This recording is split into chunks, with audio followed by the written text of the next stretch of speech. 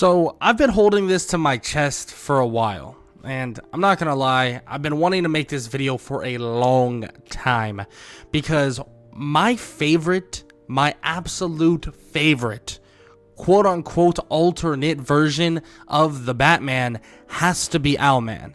A lot of people love the Batman Who Laughs, and that's great. I think he's awesome. I think the idea behind him is pretty cool.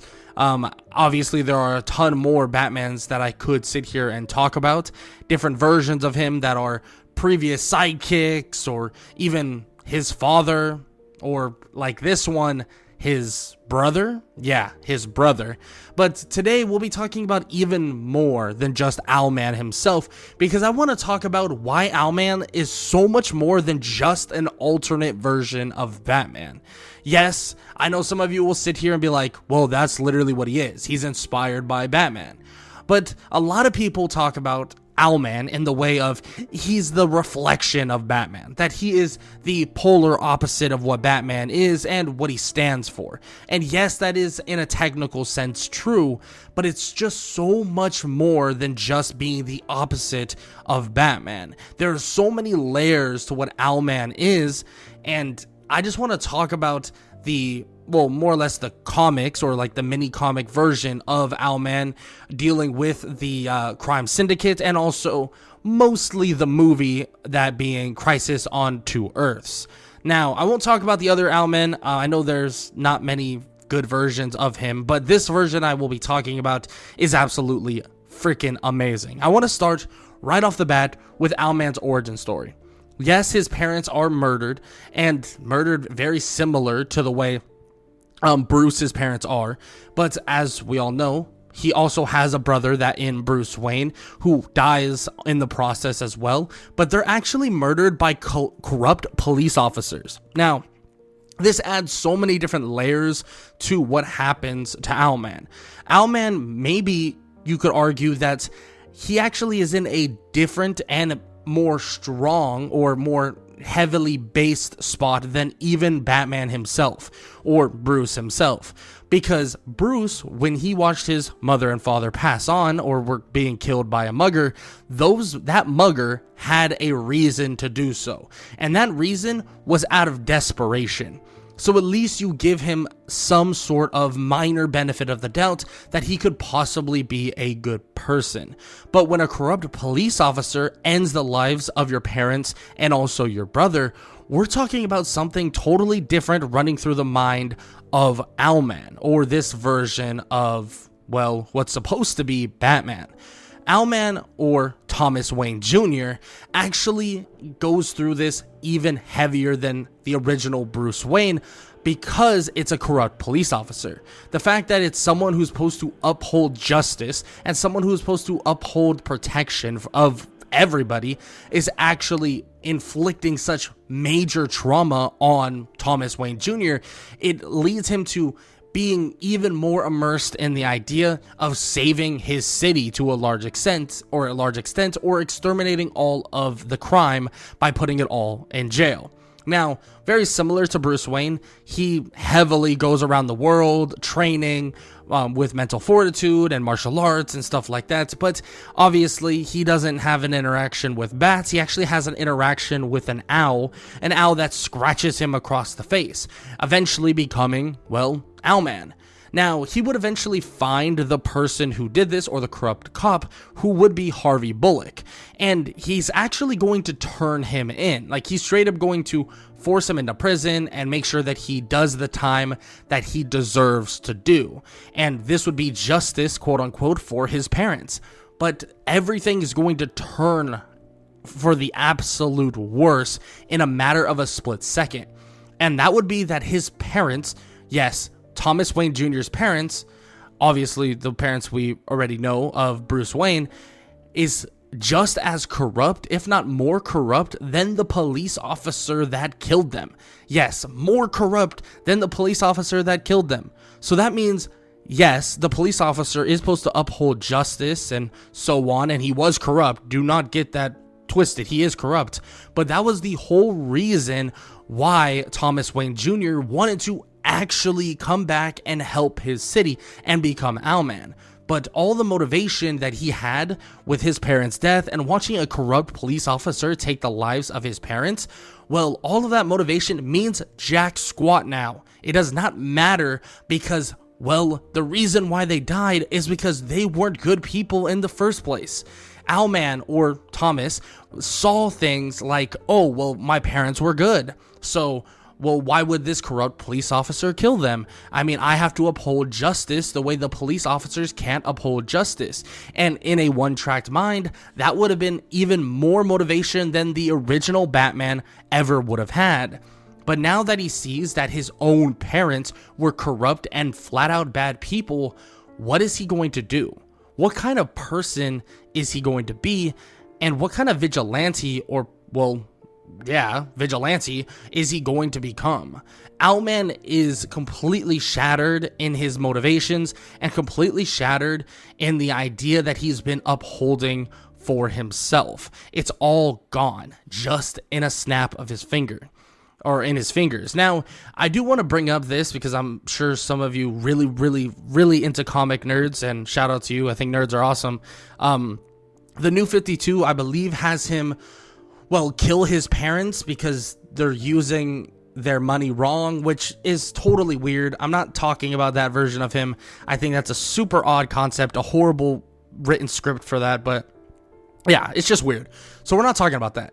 But he does, well, go through this entire process and eventually does still become that Batman-like figure, or I guess, well, Owlman figure that controls Gotham. But it's very similar to the way Red Hood wanted to control Gotham itself. We knew that Red Hood would control the gangs and the people that were more or less bad so that all crime would stop, or at least all crime would be more or less closed in or contained, you could say, not hurting children and innocent people. That was the whole idea that Red Hood had. Now, I will say Owlman does do something similar, but kind of takes it to that next step because he controls Gotham from the shadows, very similar to most of the storylines of the Court of Owls, and he actually ends up killing many heroes that try to stop him. And on top of that, he controls using assassins, or what I believe they're called the Talon. Now, these assassins are a little bit different than your typical, well, Red Hood gang members, the way Red Hood was controlling. This would be the quote-unquote most efficient way for Owlman to actually stop everything. Get a group of people that are trained mercenaries and eliminate crime entirely, and basically put everybody in a situation where you either listen to him or you die. That's literally the control that Owlman wants. And that's exactly where I want to get to on why he's so much more than just an alternate Batman. Because Owlman wants control. Now, control is such a very, very strange thing. Because you don't have that much control in all reality. Every single person was given free will. Now, I hate to get super condescending, or maybe that's not the word, maybe cynical on it, but at the end of the day, someone else's choices could lead to something really bad happening to you. So yes, free will is great for one person, being that yourself. You're able to do as you want or as you wish, but being that you are able to do as you want and as you wish, everybody else can do exactly the same. So in Owlman's eyes, it quickly becomes a massive struggle for control. That's what he wants. He can control his city, Gotham, but what about everyone else here? What about everybody else in the world? World leaders and so on. What about the city next door? What about the country next door? He doesn't have control over them, so what is he going to do? Well, create a Justice League. But this Justice League isn't your traditional Justice League. This is the Crime Syndicate. Now, Owlman would create the Crime Syndicate, or they would come together and make that Crime Syndicate, but Owlman's deep view on reality itself would soon kind of just overshadow everything that the Crime Syndicate will want to do. For very, at the very start, Owlman's idea of control kind of leads them to threatening to destroy the Earth with a bomb. Or that's their whole goal to a large extent. They want to take over the world, have complete control over the world, have everything they ever wanted. Now, but Owlman then quickly realizes that that is useless in itself. That is even more useless than everything else he's been doing. It's as if when you have control over one small thing, and then you go for a greater thing, it's as if you're wasting so much of your time because, well, in another reality, you have control over nothing. Now, this is what Owlman begins to realize and what Owlman begins to learn. Owlman learns of Earth Prime. Earth Prime is the one Earth that everything started from, where every choice was the first choice that everyone ever made. Yes, the start of everything. The start of mankind, the start of every last thing that occurs on planet Earth, that's where it started. At the end of the day, Owlman is very, very in tune with the idea of when you make a left turn, there's a version of you making a right turn. And then there's another version of you who's turning around and going backwards. And then there's another version of you that is walking through the wall that is stopping you from going forward. These are all of the types of things, all the types of choices that can be made. And when he stands on Earth Prime, and obviously we're skipping forward quite a bit here, but that is his main goal, is to get to Earth Prime. When he stands there in front of who we know is Batman, he breaks it all down to him. He breaks it down. That everything started on this Earth, but free will and choices created this everlasting multiverse. Actually, it's kind of ironic that this entire Earth, or Earth Prime, is desolate and destroyed, because it's just proof even more that man is cancer. And Owlman believes that wholeheartedly. Even the very first choices that they made, the choices that nobody else has ever made, at least in this unison, in this direct path, these original choices were wrong, which even allows Owlman to push even further on the idea that the choices made right now, the choices he makes, the choices everyone else makes, they mean absolutely nothing. And the only choice that would matter, and the only choice that would be permanent, is destroying Earth Prime, in turn destroying the entirety of the multiverse. Yeah. That's the type of mindset Owlman has gone through, and some call it psychotic, but at the same time, I think we'd be lying if we sat there and said there wasn't logic to what he's saying. Yes, at the same time, we do fear death. It seems like Owlman does not. But on that other side of the coin, Owlman is basically saying that everything else he's ever done means jack squat entirely. That there's another version of him that is doing the exact opposite. So what can he do that no other Owlman could do, or no other person could do? And that would be destroy Earth Prime, because if someone does that, then everything else gets erased. So there is no other version of him, of Batman, of someone else that would lead to the destruction of the entirety of the multiverse, because it's impossible. It is the only action that matters according to Owlman, and well, that's what he believes this entire time, especially while he's fighting Batman. After having that conversation with Superwoman, where they flat out break down that they're conquerors, they're rich, they have everything they ever wanted, but Owlman says that it means nothing. And as sadistic as it is, he only wants one thing, and that's to destroy Earth Prime and erase everything. Erase absolutely everything, because that's the only ploy, the only choice that has long-lasting effects. Not just on them, not just on their riches, not on just their egos. This is the only choice that has long-lasting effects on every single person that exists. Multiverse, in their universe, and the universe next door, it all will have long-lasting effects and will all destroy everything. So when I say that Owlman is so much more than an alternate Batman, I mean it. He is so much more than just your run-of-the-mill, different version of Batman.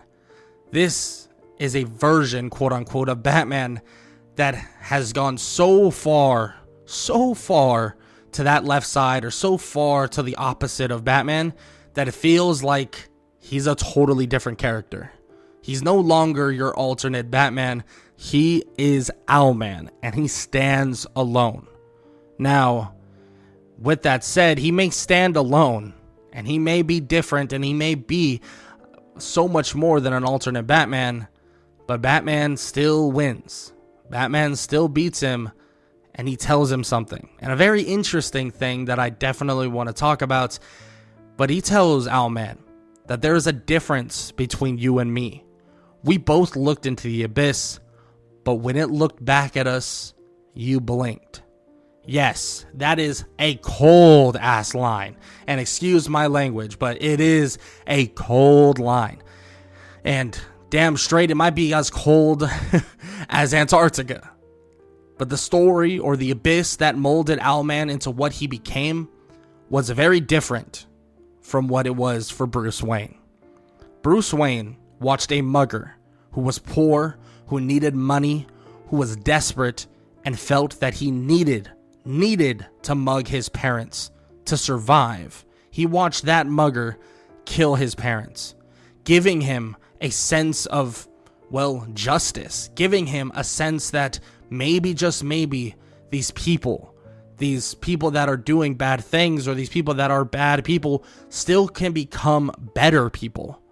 Owlman, or Thomas Wayne Jr., on the other hand, watched a corrupt cop, people who were supposed to protect, kill his parents. Then he learns his parents were just as bad as well, molding a completely different mindset. Owlman believed in complete and utter control. That's why he thought the only action he would have complete control in would be destroying something that only he could do. Because reality would no longer exist, and no versions of him could possibly even do the same. Bruce, on the other hand, was dealt a deck that showed him that even though a person killed his parents, it didn't make that person completely bad or irredeemable.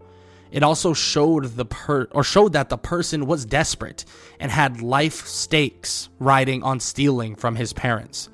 It doesn't make it right, but it gives the Batman we know the mindset that people may do bad things, but they also may deserve a chance at redemption. You are a product of your environment, and I feel like Owlman shows that completely perfectly. So, when he talks about the abyss that they stare through, I want to make it very clear. The abyss that Owlman looked in, and the abyss that he was completely and utterly covered in, was not the same one that Batman was covered in. Was far from the same one that Batman was covered in. Because at the end of the day, a situation might be similar, but all it takes is a couple moved pieces and a couple changed details, and a situation feels completely flipped on its head. A broken man trying to find peace in any actions he could take, conquer, being wealthy, controlling an entire world. How about multiple realities under your boots? But no, not even those things could stop Owlman. Not even those things meant control for him. That's the abyss that Owlman looked into, and yes, he may have blinked, but in all reality, well, Batman just did not look in that same abyss. The abyss that forced Owlman into believing that true control was the only way he could truly be the person he was. Shoot, it's a scary thought, extremely scary thought, that someone like that would exist. That they believed in so much true control, so much control for themselves, that they were willing to absolutely destroy everything, including themselves, so that they can assert that they still had that control. It's a scary, scary idea, and an amazing, amazing version of quote-unquote Batman. Yes, It is a version of Batman. But like I said, he is so much more than just an alternate version of Batman. It is completely wild what he does, what he's capable of, and what he proceeds to do. But I would love to hear what you guys have to think. What do you think about Owlman? What do you think about this version of him? Obviously, there are multiple Owlmen, but you know, this is the version that I'm sure most of you, if not everybody, enjoys a lot more. And what do you think about the idea that he truly was dedicated to only his own control? That he wanted pure and utter control. And if he didn't have that, then it wasn't worth it entirely. I mean, it literally led him down the path of wanting to destroy the entire multiverse. So it seems pretty crazy. But like I said, I would love to hear what you guys think about Owlman, about the movie, about the comic, whatever, anything. I also would love to hear what you guys want me to talk about next. And yeah, that's about it. That's all I got to say. I hope you all have been enjoying the videos. I've been really enjoying the content. And as always, leave a like, leave a sub, leave a comment down below, all that good stuff. And hey, if you enjoyed this video, YouTube thinks you'll enjoy this one, so you might as well go check it out. See you later.